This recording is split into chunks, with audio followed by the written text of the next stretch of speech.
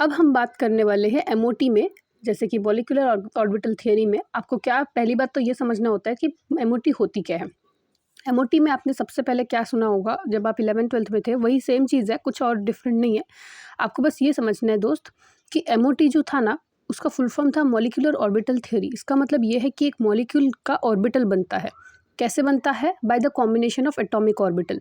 वो जैसे हाइब्रिडाइजेशन में आपने स्टार्टिंग में पढ़ा था ना, एटॉमिक ऑर्बिटल्स किस तरह से बनते हैं। एटॉमिक ऑर्बिटल्स हाइब्रिडाइज करके हाइब्रिडाइजेशन करते हैं, मतलब वो एक एटॉमिक ऑर्बिटल कंबाइन करके एक एटॉमिक ऑर्बिटल ही बनाता है, उस चीज़ को हम हाइब्रिडाइजेशन बोलते हैं। पर एटॉमिक ऑर्बिटल कंबाइन करके एक मॉलिक्यूल बनाता है, तब उसको मॉलिक्यूलर हाइब्रिडाइजेशन नहीं, मॉलिक्यूलर ऑर्बिटल थियरी बोलते हैं।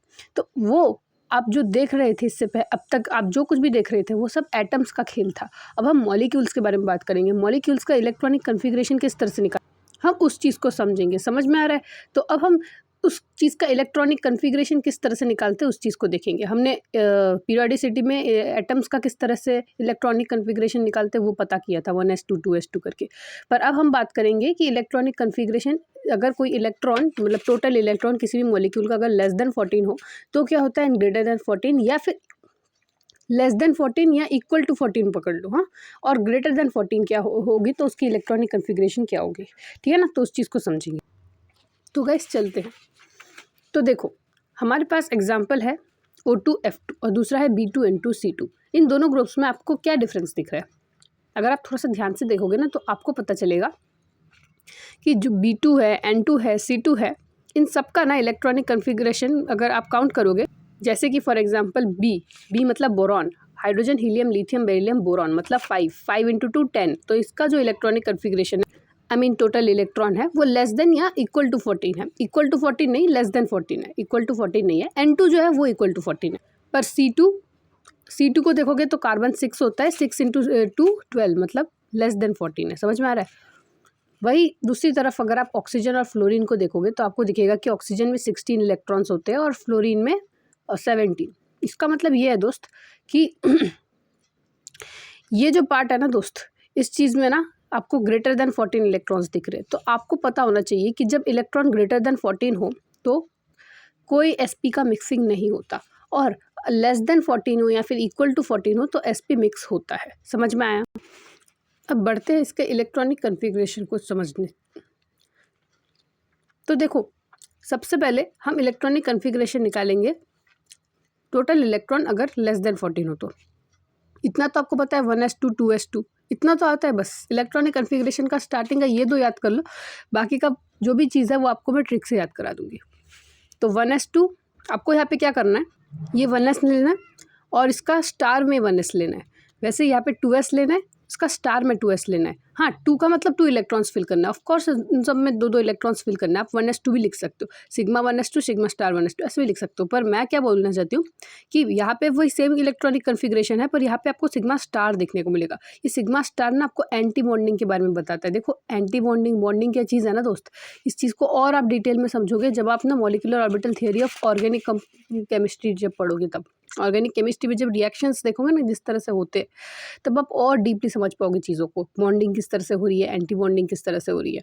अब तक के लिए बस ये समझ लो कि मॉलिक्यूल जब बॉन्ड बनाता है ना, तब वो ऑब्वियसली उसमें बॉन्डिंग के साथ साथ एंटी बॉन्डिंग ऑर्बिटल्स भी होते हैं। क्यों पता है दोस्त? क्योंकि अगर इसमें एंटी बॉन्डिंग ऑर्बिटल नहीं होगा तो बाहर से कोई न्यूक्लियोफाइल आएगा तो वो अटैक कहाँ करेगा? उसको न्यूक्लियोफाइल को अटैक करने के लिए उसको एक स्पेस चाहिए होता है, सो दैट वो सब्स्टिट्यूट कर सके, चीज़ों को एलिमिनेट कर सके। वो एक उसको एक स्पेस मिले जहाँ से वो अंदर जा सके, है ना, बॉन्ड बना सके।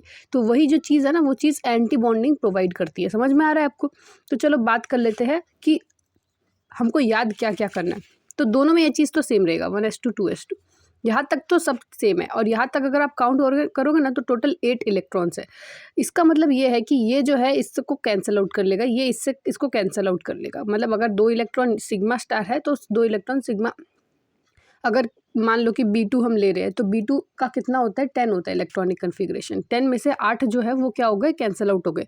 ये मैं कैंसिल आउट क्यों बोल रही हूँ, क्योंकि आपको ना इसमें से ना बॉन्ड ऑर्डर फाइंड आउट करने के लिए आ सकता है। बॉन्ड ऑर्डर में क्या होता है कि आपको बॉन्ड ऑर्डर में निकालना होता है कि कितने बॉन्ड बन रहे हैं। बॉन्ड ऑर्डर का मतलब है कितने बॉन्ड्स आपको दिख रहे हो, जैसे कि सिंगल बॉन्ड, डबल बॉन्ड, इन सबको बॉन्ड ऑर्डर बोलते हैं, ठीक है ना। और बॉन्ड ऑर्डर कैसे निकलता है, by calculating the number of bonding orbital minus of number of anti bonding orbital, मतलब electrons present in this orbitals divided by 2। समझ में आ रहा है? तो बॉन्डिंग का मतलब है सिग्मा और सिग्मा स्टार मतलब एंटी बॉन्डिंग। तो इन दोनों को अगर आप माइनस माइनस करोगे तो ये पूरा कट जाएगा। तो आपको जो है ना, आपको लास्ट में फाइंड आउट करना है कि लास्ट में ऊपर के ऑर्बिटल्स में आपको क्या क्या है उन सबको देखना है, अगर वो 8 से ग्रेटर है तो, क्योंकि 8 तक तो वो सब कट ही रहे हैं। तो इस तरह से मैंने आपको समझाने की कोशिश करी। अब समझते हैं कि आगे का कैसे याद करना है। याद रखना कि sp मिक्सिंग और लेस देन 14 इलेक्ट्रॉन जिसका होता है ना, उसमें ना, ठीक है, पाई का कैरेक्टर आ जाता है। जब s का कैरेक्टर खत्म हो जाता है, फिर p का कैरेक्टर जब स्टार्ट होता है, 1s2 2s2 के बाद 2p से स्टार्ट होता है चीज़ें, ये आपको पता ही है।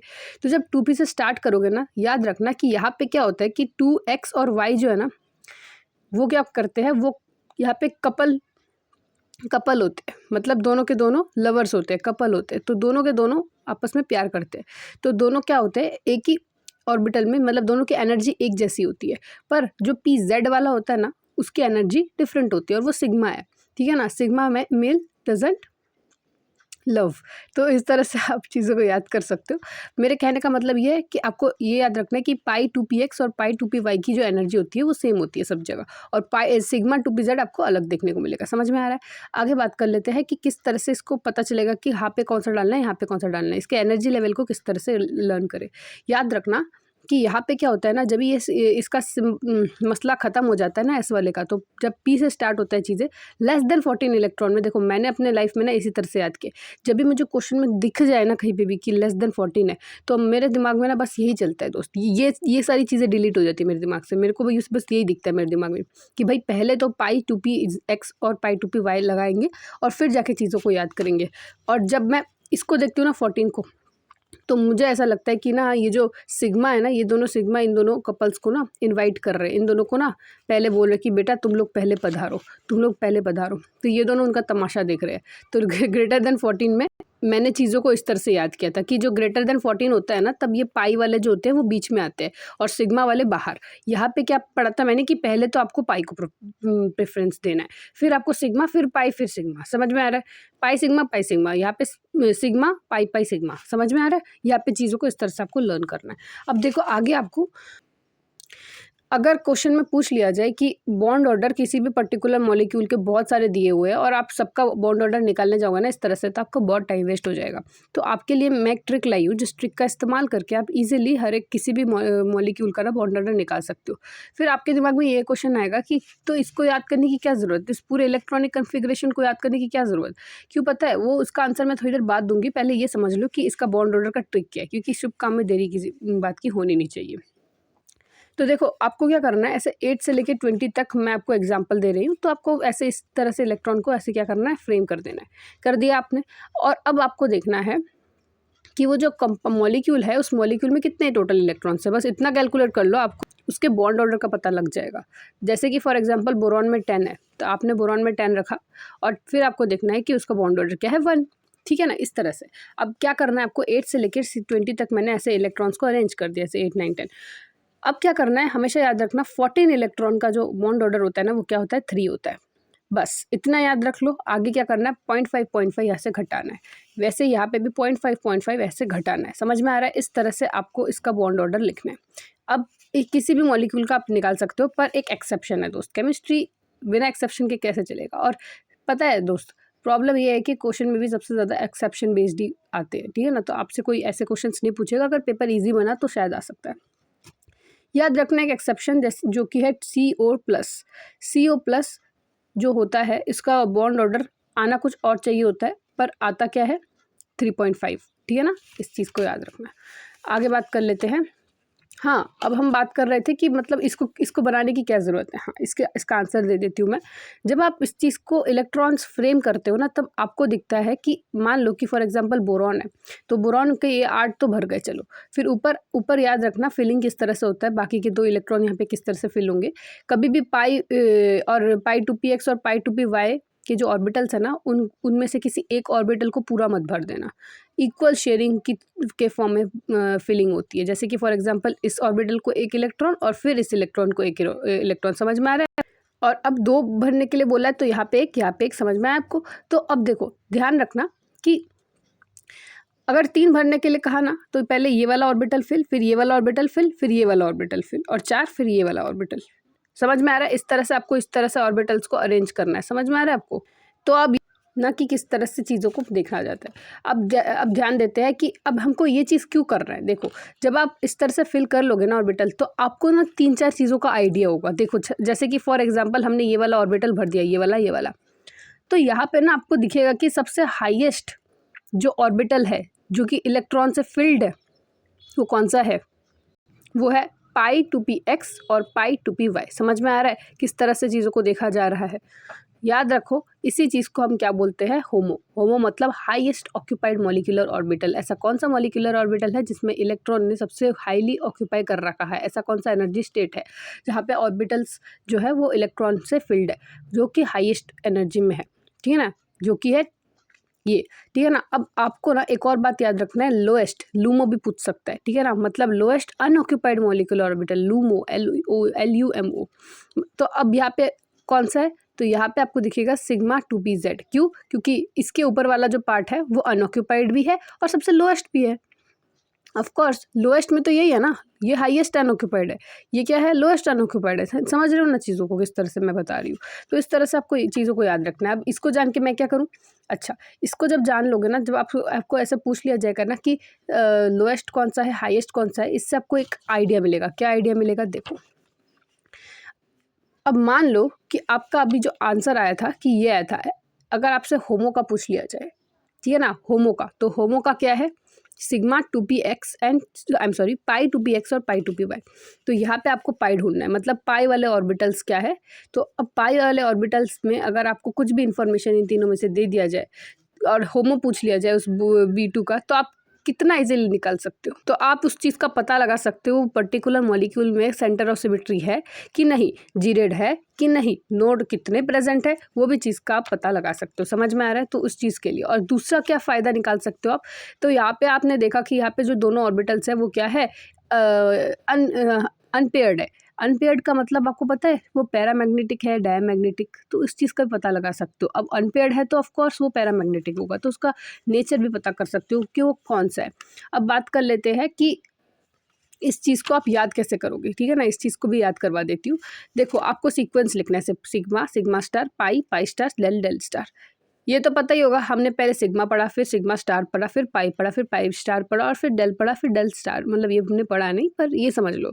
और किस तरह से करना है, आपको पहले सिग्मा लिखना है और फिर पाई स्टार लिखना है, और पाई स्टार और पाई जो है उन सबको एक ही मतलब दोनों एक ही है, उन दोनों को एक जैसा ही करना है, इसलिए मैंने स्लैश लगाया। वैसे ही पाई स्टार और सिग्मा उसके बाद जो है उस चीज़ को ऐसे स्लैश लगाना और फिर सिग्मा स्टार। मैं आपको याद करवा रही हूँ, इसलिए याद रखो। ठीक है ना, ये लर्न करने की चीज़ है, इस चीज़ को हम समझा नहीं सकते। सेंटर ऑफ सिमेट्री में हमेशा याद रखना आपको ना, ये बॉक्स में से आपके दिमाग में चिपका हुआ होना चाहिए। ठीक है ना, जब भी आपसे क्वेश्चन में पूछे ना, तो आपको पता होना चाहिए मैंने अपने दिमाग में इस कॉर्नर में इस चीज़ को छुपा रखा है और इस चीज़ को अभी ओपन करना है और अब इसका आंसर निकाल के यहाँ पे टिक करना है। समझ में आ रहा है? सेंटर ऑफ सिमेट्री में आपको दिखेगा जीरेड, अनजीरेड, जीरेड, अनजीरेड, मतलब वही सेंटर ऑफ सिमेट्री को भी वही बोलते हैं। जीरेड का मतलब centre of symmetry present, ungeared मतलब सेंटर ऑफ सिमेट्री एब्सेंट। तो प्रेजेंट, एब्सेंट, प्रेजेंट, एब्सेंट ऐसे लिख दिया। वैसे इधर भी जीरेड, अनजीरेड, जीरेड, अनजीरेड। याद रखना, नोट 0, 1, 2, 3 से स्टार्ट होता है। ठीक है, इस चीज़ को इस तरह से याद कर सकते हो। आगे बात कर लेते हैं कि अब ना आपको कभी ना क्वेश्चन में ना ये भी पूछ सकते हैं कि किस में कोवलेंट कैरेक्टर ज़्यादा है, आयनिक कैरेक्टर किस में ज़्यादा है, और आपको 3-4 मॉलिक्यूल्स दे सकते हैं। फिर आपको किस तरह से फाइंड आउट करना है उस चीज़ को सीखते हैं।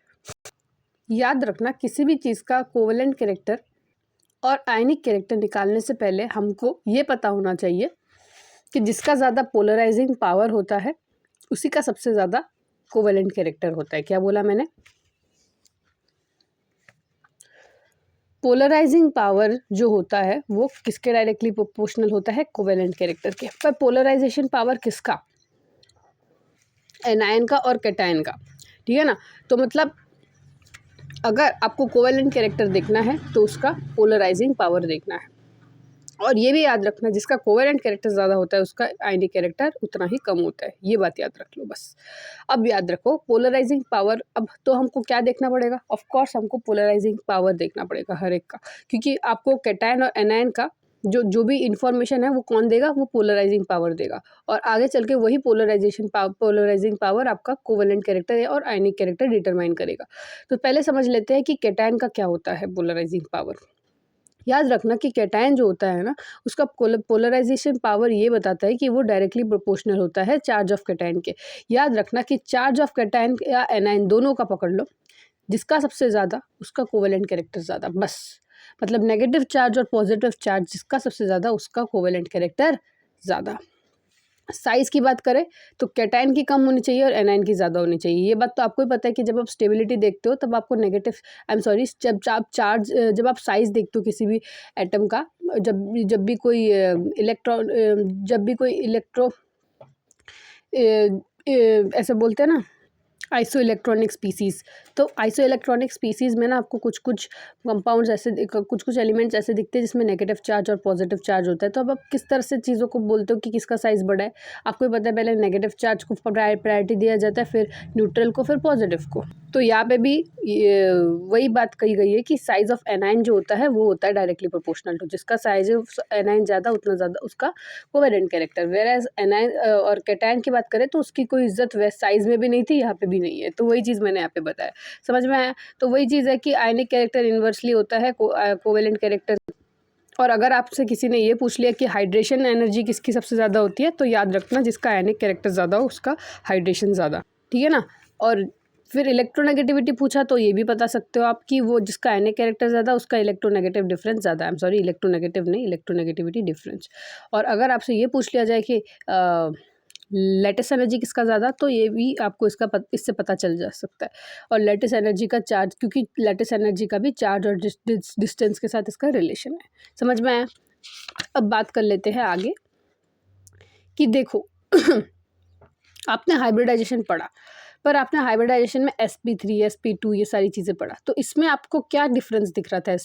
आप मुझे एक बात बताओ, sp में, sp2 में और sp3 में अगर आप ऊपर से देखो चीज़ों को, तो आपको क्या डिफरेंस दिख रहा है उस तीनों मतलब लेटर्स में, जो मैंने अभी आपको बताया, sp sp2 sp3 में आपको क्या डिफरेंस दिख रहा है?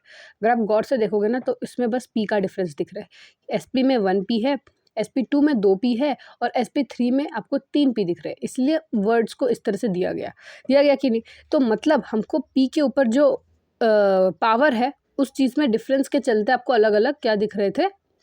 उसके हाइब्रिडाइजेशन दिख रहे थे। और अब हम उसी p के पावर को हम i लेके उसका अलग अलग फॉर्मेट देखेंगे कि उसको किस तरह से मैथमेटिकली आप रिप्रेजेंट कर सकते हो। याद रखना, अब 1 2 3 तो आपको पता है कि आपने पढ़ा था, sp sp2 sp3 वो इंटीजर होता है और ये एक आइडियल हाइब्रिडाइजेशन है, क्योंकि अब तक हम हाइब्रिडाइजेशन ही पढ़ के आ रहे हैं, वो सारे आइडियल केसेस के।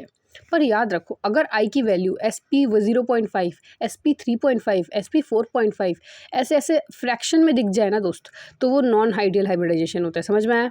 और इसके मोस्टली ना जो एग्जांपल्स होते हैं ना, वो लोन पेयर कंटेनिंग स्पीसीज़ के होते हैं, याद रखना। और देखो, अब अगर आपको sp की जगह, sp यहाँ पे i की जगह अगर आपको इनफाइनाइट दिख जाए, तो याद रखना कि नो हाइब्रिडाइजेशन, मतलब वहाँ पे हाइब्रिडाइजेशन नहीं हो रहा। इसका मतलब क्या है?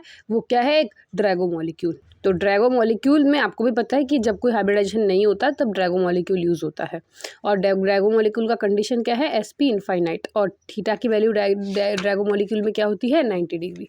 अब किस तरह से आपको %s कैरेक्टर और %p कैरेक्टर अगर आपसे पूछ लिया जाए, तो आप किस तरह से निकालोगे? अगर आपको किसी का एंगल दे दिया जाए और फिर पूछ लिया जाए, याद रखना कि जब भी आपको कोई एंगल दे दिया जाए तो आपको ये देखना है कि आपको क्या s पूछा जा रहा है या p पूछा जा रहा है, क्योंकि p वाले की पहले इज्जत ज़्यादा है और फिर s वाले की इज्जत है।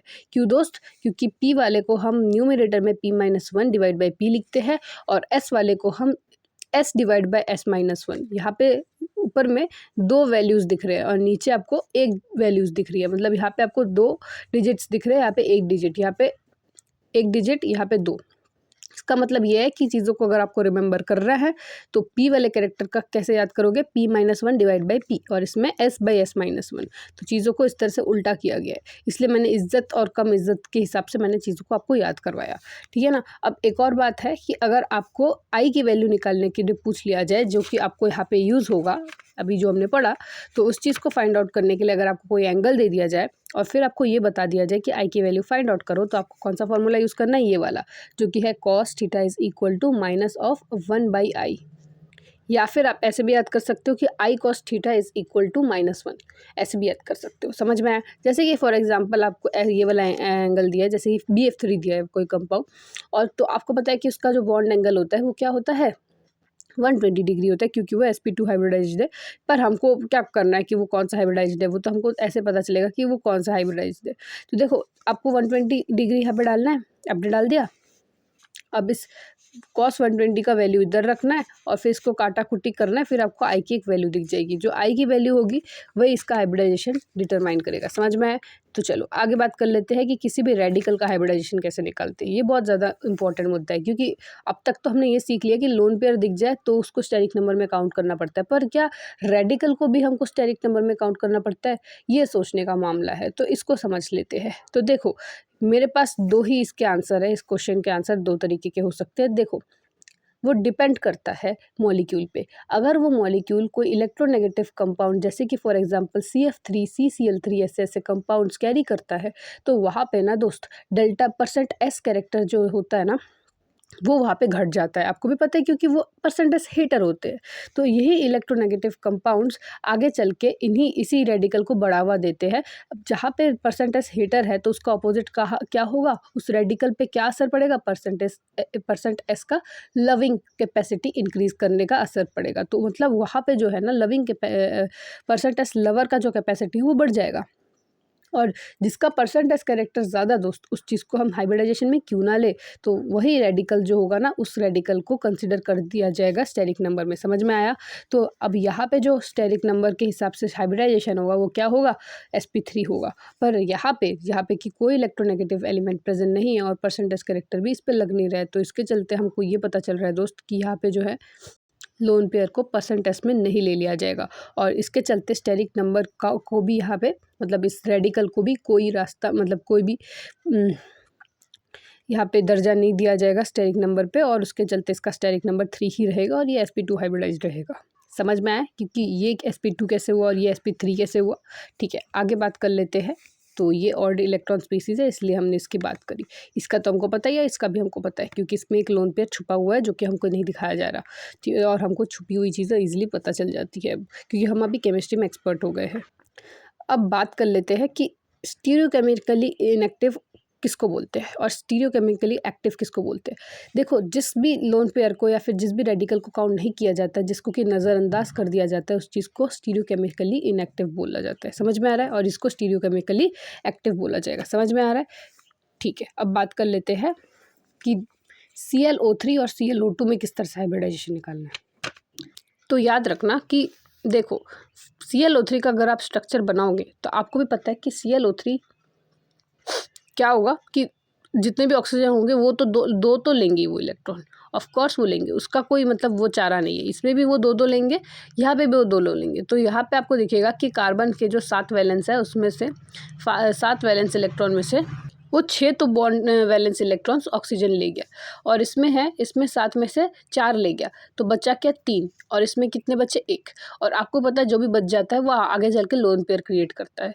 और पर यहाँ पे जो है ना, यहाँ पे 1 और 3 ये जो 2 बच्चे ना यहाँ पे, वो दोनों के दोनों ऑड है दोस्तों। 1 जो है वो भी ऑड है, 3 भी जो है वो भी ऑड है। तो 3 में से 2 तो चलो एक लोन पेयर बना देगा, और पर बचेगा तो लास्ट में एक रेडिकल ना। तो उस चीज़ को आपको मान के चलना है कि जो लास्ट में बचेगा ना, उस रेडिकल को कंसिडर करना है। अब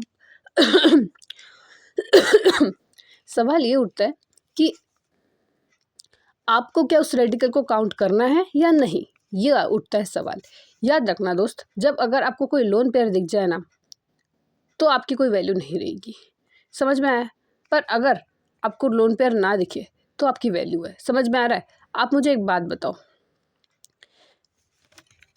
देखो आपको भी पता है कि अगर आपके पिताजी बहुत बड़े एक्टर है और आप कुछ काम के नहीं हो, हाँ, तो तब आपको लोग ज़्यादा जान पाएंगे या आपके पापा को ज़्यादा जान पाएंगे? ऑफ कोर्स आपके पापा को ज़्यादा जान पाएंगे।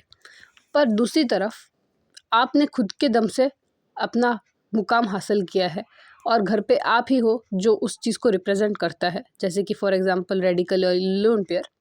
तो क्या लोग आपको पसंद करेंगे या आपके पापा को? ऑफ कोर्स लोग आप ही को जानेंगे, आपके पापा का नाम नहीं सुनेंगे।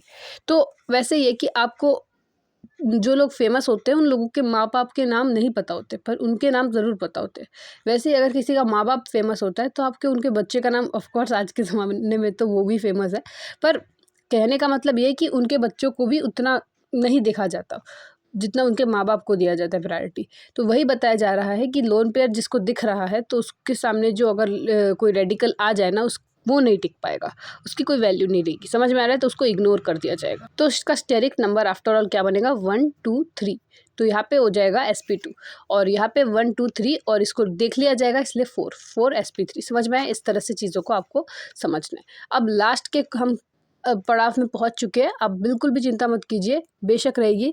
और फिर अब हम इन्हीं एसपी मिक्सिंग्स को समझेंगे और इसके साथ साथ हमारा चैप्टर हो जाएगा ख़त्म। ठीक है ना? तो स्टार्ट करते हैं हम मॉलिक्यूलर ऑर्बिटल थियरी को पढ़ने से।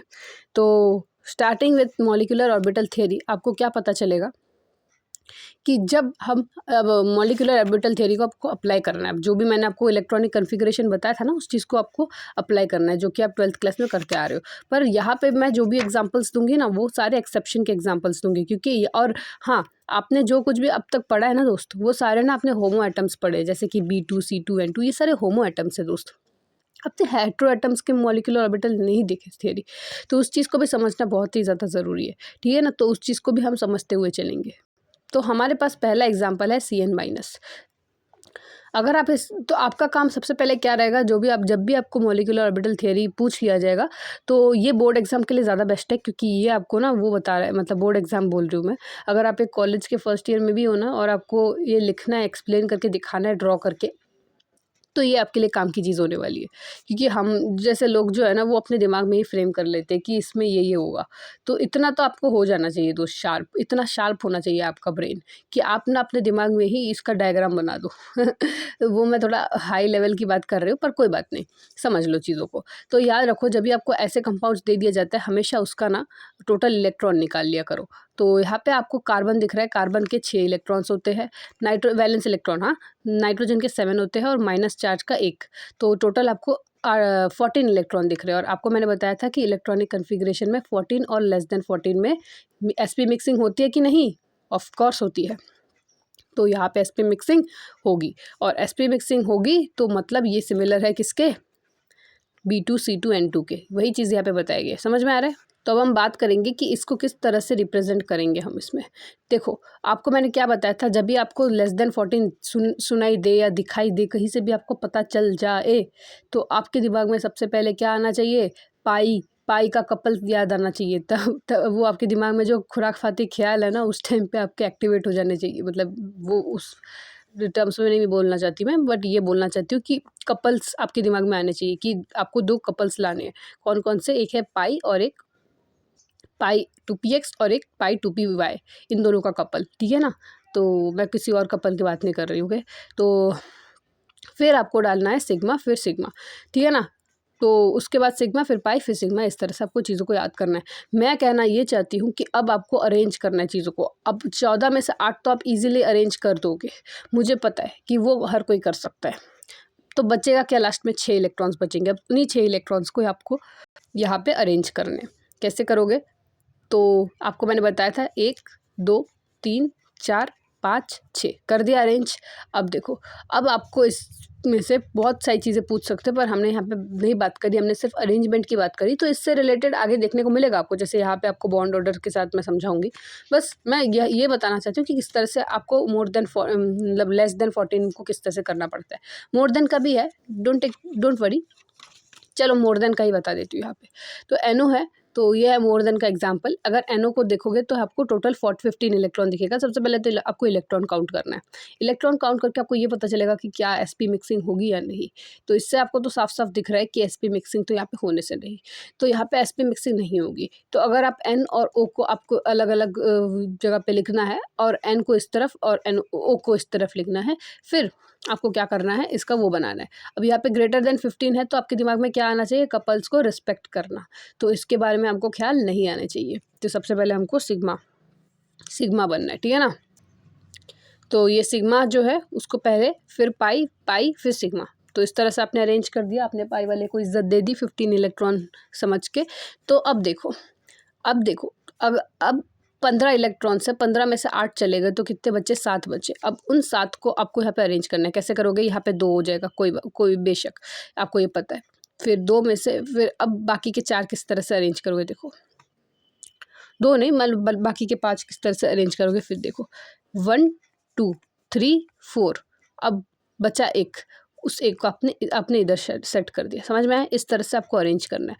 अब यहाँ पे आपको बॉन्ड ऑर्डर निकालने के लिए पूछ सकते हैं, तो कैसे निकालोगे? आपको पता है वो सारे कैंसिल हो गए, 8 के 8 बचे कितने? इतने। अब इसमें आपको जितने भी आपको पाई इलेक्ट्रॉन्स दिख रहे हैं, बॉन्डिंग दिख रहे हैं, एंटी बॉन्डिंग दिख रहे हैं, उन सबको आपको इसमें पुट डाउन करना है। तो यहाँ पे आपको कितने दिखेंगे? 1 2 3 4 5 6, इतने जो है वो क्या है? बॉन्डिंग है। और ये स्टार में जो होंगे वो क्या होंगे? Anti bonding. तो 6 - 1 जो कि हो जाएगा हमारा 5, और 5 डिवाइडेड बाय 2 दैट इज 2.5। तो इसका बॉन्ड ऑर्डर 2.5 होगा। आई होप आपको ये बात समझ में आई होगी। अब हम बात कर लेंगे 2 एक्सेप्शन की। 2 एक्सेप्शन सीख लो, बस इतना फिर काफ़ी रहेगा। फिर तो पहले हम बात कर लेते हैं exception first, that is CO। ठीक है ना? CO में अपने CO से आपको एक चीज़ पता चल रहा है दोस्त, जब हम एक्सेप्शन पढ़ रहे थे वो बॉन्ड ऑर्डर का, वहाँ पे हमने देखा था दोस्त कि CO प्लस जो होता है उसका 3.5 होता है बॉन्ड ऑर्डर। याद रखना वो बस CO प्लस के लिए था, CO के लिए भी नहीं था, वो CO माइनस के लिए भी नहीं था। CO का जो एक्सेप्शन है, एक्सेप्शन मेरे कहने का मतलब वो है कि आपको डायग्राम में कुछ चीज़ें अलग देखने को मिलेगी एज़ कम्पेयर टू अदर। तो आपको क्या वो चीज़ अलग देखने को मिलेगी, उस चीज़ को समझ लेते हैं। तो C और O को आप एक एक साइड में लिखो। फिर आपको क्या करना है, जो सबसे ज़्यादा इलेक्ट्रोनेगेटिव होता है ना दोस्त, याद रखना उसको हम नीचे लिखते हैं। ठीक है ना? उसका जो एनर्जी लेवल होता है वो नीचे होता है। यहाँ पे आपको दिख ही रहा होगा कि एनर्जी लेवल जो है वो ऑक्सीजन का नीचे है। क्यों? क्योंकि ये ज़्यादा इलेक्ट्रोनेगेटिव है, और ये इतना नीचे है जहाँ से इसका 2s स्टार्ट होता है वहाँ से इसका 2p स्टार्ट होता है। समझ में आ रहा है? तो 2s और 2p को बिल्कुल नियर नियर लिखो, और 2s इसकी शुरुआत तो और भी नीचे से हो रही है। समझ में आ रहा है? अब क्या करो, जब आप इन चीज़ों को अरेंज करोगे 2s और 2p को यहाँ पे और यहाँ पे, फिर आपको एक चीज़ दिखेगा दोस्त। क्या चीज़ दिखेगा? कि यहाँ पे ना दोस्त, ये जो 2s है ना, इसका कोई रिश्ता नाता नहीं है इन ऑर्बिटल्स के साथ। तो आपको सबसे पहले क्या करना है, इस ऑर्बिटल्स को अरेंज करना है। कैसे करोगे ऑर्बिटल्स को अरेंज? इस चीज़ को याद रख लेना, क्योंकि बहुत बच्चे यहाँ पे गलती करते हैं, इसलिए बोल रही हूँ। और क्वेश्चन में भी एग्जामिनर जानबूझ के यही से उठाते हैं क्वेश्चन, सो दैट आपको कुछ ना आए। मैं बता रही हूँ कहाँ से ज़्यादातर मॉलिक्यूलर ऑर्बिटल थ्योरी के क्वेश्चन पूछ लिए जा सकते हैं। अगर पेपर ईजी रहा तो वहीं से पूछेंगे जो जहाँ से मैं पहले एक्सप्लेन कर रही थी, पर अगर हार्ड रहा ना दोस्त, फिर यहाँ से क्वेश्चन उठ के आने के चांसेस बढ़ जाते हैं, जहाँ पे कि आपको कभी ये भी पूछ लिया जाए कि बॉन्ड ऑर्डर, मतलब एक बॉन्ड ऑर्डर है फिर भी पाई क्यों है, ऐसे ऐसे क्वेश्चंस, वो सारी की बात करेंगे हम, ज़्यादा नहीं है अभी, थोड़ा सा ही है। और या फिर आपको CO का पूछ लिया जा सकता है, HF का पूछ लिया जाता है, HF का भी देखेंगे इसके बाद, वो दूसरा एक्सेप्शन है। या फिर आपसे पूछ लिया ये तो आपको ईजी के केस में पूछ लिया जाएगा। ठीक है ना? समझ में आ रहा है? तो यहाँ पे आपको किस तरह से देखना है उस चीज़ को, इसको समझ लो कि बीच वाला किस तरह से फ्रेम किया गया है इलेक्ट्रॉनिक कन्फिग्रेशन में। तो ध्यान रखना। तो जो ये 2s है ना दोस्त, इसका कोई रिश्ता नाता नहीं है बाकी लोगों से, तो इसीलिए इसको नॉन बॉन्डिंग में रखा गया है। तो ये एज इट इज़ इधर रहेगा। जो नॉन बॉन्डिंग में पार्टिसिपेट करते हैं ना, वो एज इट इज़ इधर ही रहते हैं। वो मतलब मिक्सिंग में पार्टिसिपेट नहीं कर रहे, वो मिक्स नहीं हो रहे। समझ में आ रहा है? ये 2s किसी के साथ मिक्स नहीं हो रहा।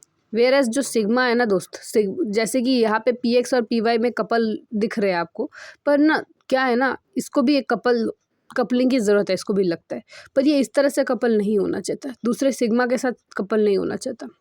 वो चाहता है कि वो एक इसमें से जो Z है ना दोस्त, मतलब 2 सिग्मा आपस में कंबाइन किस तरह से हो रहे हैं, एक तो S वाला सिग्मा है और एक P वाला सिग्मा है, मतलब वो कहते हैं ना इंटरस्टेट वाला। यहाँ पे क्या है, विद इन स्टेट, बट यहाँ पे क्या है, इंटरस्टेट वाली मैरिज। कहने का मतलब ये है कि ये जो S है ना, वो P के साथ ज़्यादा दोस्ती करने की कोशिश कर रहा है। यहाँ पे P के साथ है, और यहाँ पे S जो है वो मिक्स होने की कोशिश कर रहा है। तो यहाँ पे क्या हो रहा है, S P के साथ रिएक्ट कर रहा है, और यहाँ पे S P के साथ सिग्मा स्टार बना रहा है। समझ में आ रहा है किस तरह से मैंने चीज़ों को फॉर्म किया? अब फिर याद करना कि फिर पाई वाला का कंसेप्ट आएगा, फिर पाई स्टार का। अब अगर आप इसके टोटल नंबर ऑफ वो काउंट करोगे, मतलब आपको ये चीज़ पहले करना चाहिए था कि कितने इसमें इलेक्ट्रॉन्स होते हैं टोटल, आप पाओगे कि इस कार्बन में कितने होते हैं, 6 होते हैं और ऑक्सीजन में 8 होते हैं।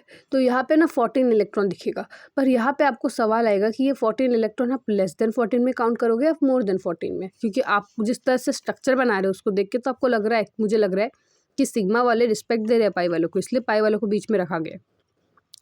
तो आप सही समझ रहे हो, इसको आपको मोर देन 14 में क्लिक करना, क्योंकि यहाँ पे ना मिक्सिंग ऑफ ऑर्बिटल पहले ही हो गई है, ठीक है ना, यहाँ पे कोई मिक्सिंग नहीं हो रही है। समझ में आ रहा है, क्योंकि मोर देन 14 में क्या होता है, मिक्सिंग नहीं होती। समझ में आ रहा है। तो यहाँ पे जो मिक्सिंग हुई है ना दोस्त, उस मिक्सिंग का भी एक पर्टिकुलर ऑर्बिटल होता है, पर वो किसी और के साथ मिक्स नहीं हुआ है दोस्त। तो इस चीज़ को मैंने एज इट इज़ इधर नॉन बॉन्डिंग के फॉर्मेट में लिख दिया है। समझ में आ रहा है। तो एक तो आपको नॉन बॉन्डिंग इसका दिखेगा जो कि है 2s का, हाँ, और दूसरा जो आपको दिखेगा नॉन बॉन्डिंग वो किसका दिखेगा, इस 2s का दिखेगा इसके साथ।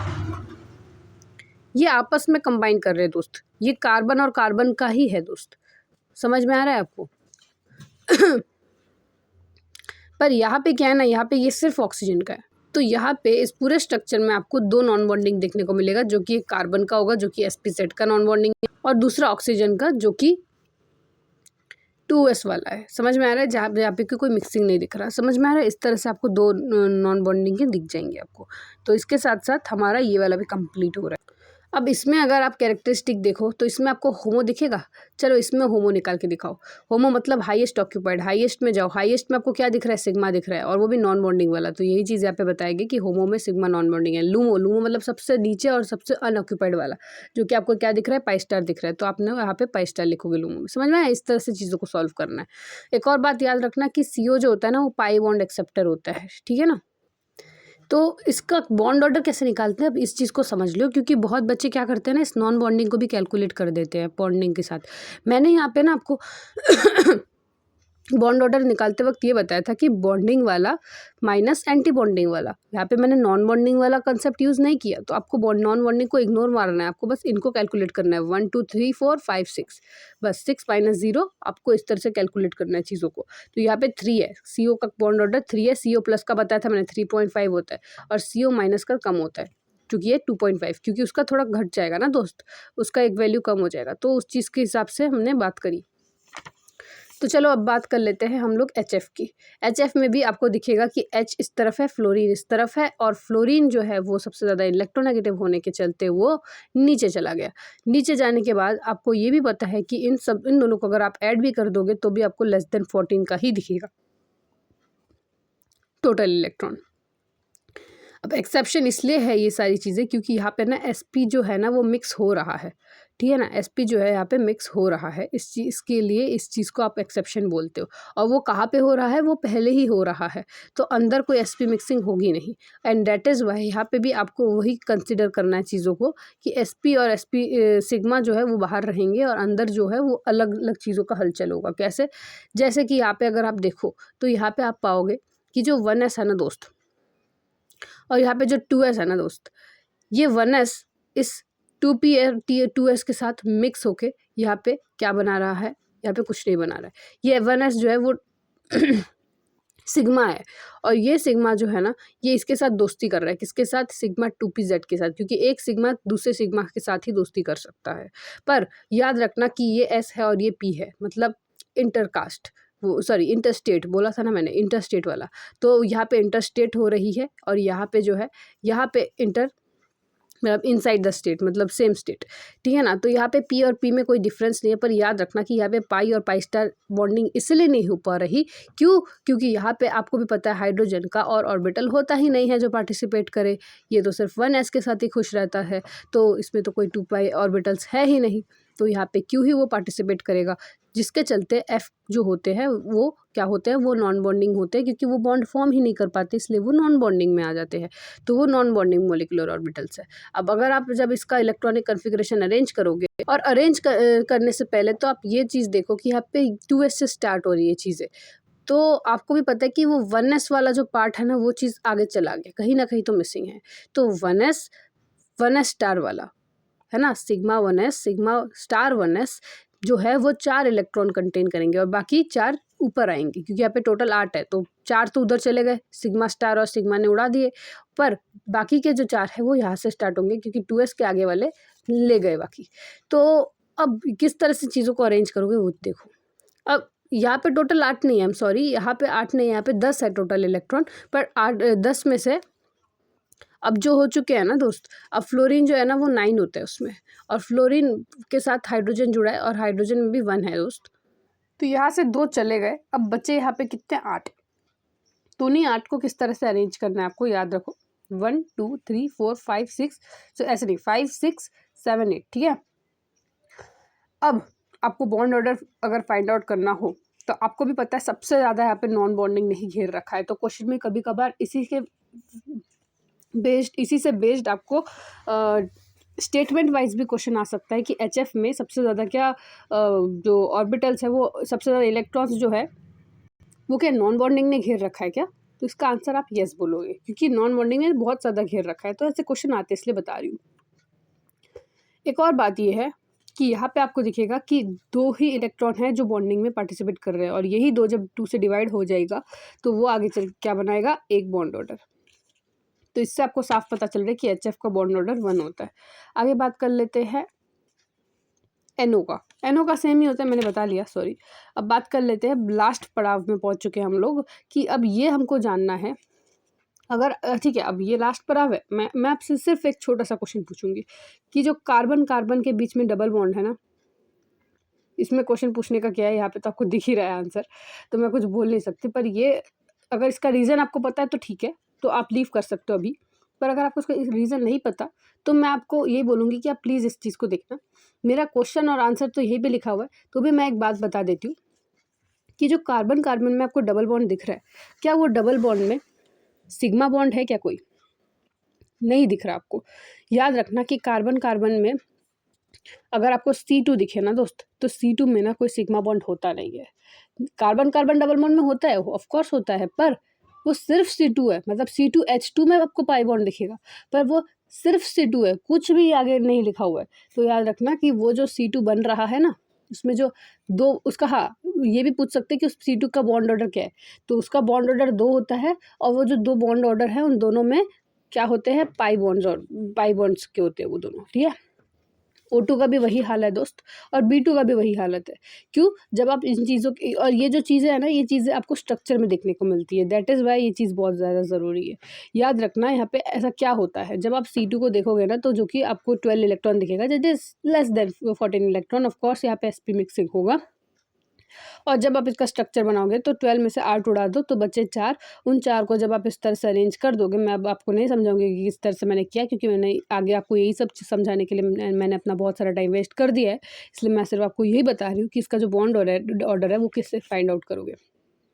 तो बॉन्ड ऑर्डर तो आपको पता चल गया कि 4 डिवाइडेड बाई 2 दैट इज़ 2, पर आप मुझे एक बात बताओ, जो बॉन्डिंग हुई है ऑर्बिटल्स की वो कहाँ पे हुई है, वो आपको पाई में दिख रहा है कि नहीं।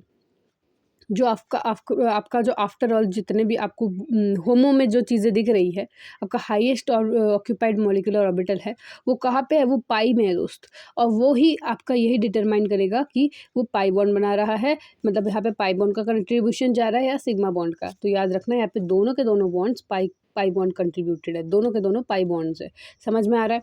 वेयर एज अगर आप O2 का भी सेम कॉन्सेप्ट है, बट B2 का पता क्या है दोस्त, इसमें ना बॉन्ड एक ही बनता है, यहाँ पर इसका बॉन्ड ऑर्डर एक ही है, अनलाइक C2 एंड O2 इसका बॉन्ड ऑर्डर एक ही है। पर पता है दिक्कत कहाँ आती है, ये समझते वक्त कि बोरॉन बोरॉन का बॉन्ड ऑर्डर तो 1 है, क्या वो सिग्मा बॉन्ड है या वो पाई बॉन्ड है।